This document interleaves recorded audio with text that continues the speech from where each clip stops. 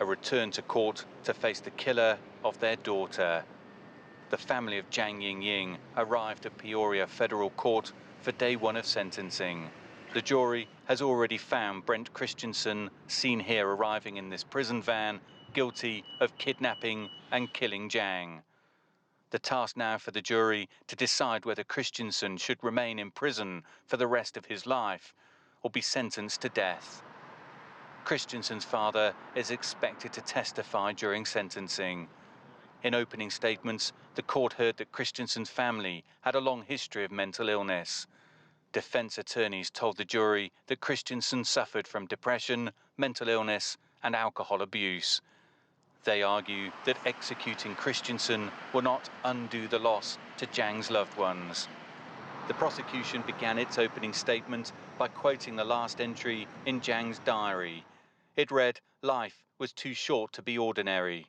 The prosecution argued Zhang was the shining light of her family, and that Christensen extinguished that bright future by carrying out a premeditated and brutal murder. Zhang was last seen alive on June 9, 2017, getting into Christensen's black Saturn Astra.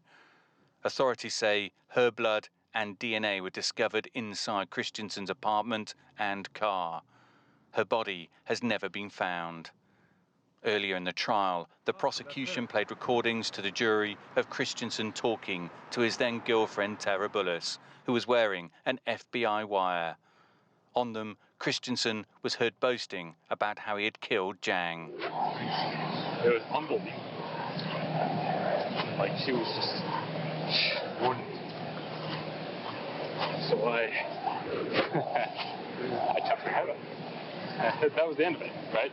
Like, that was actually the end of it. Yeah. Like, no. None of this zombie. She was done.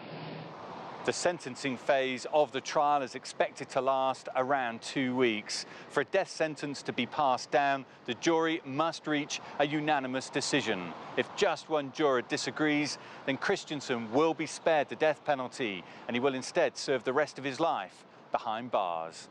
Dan Williams, CGTN, Peoria, Illinois.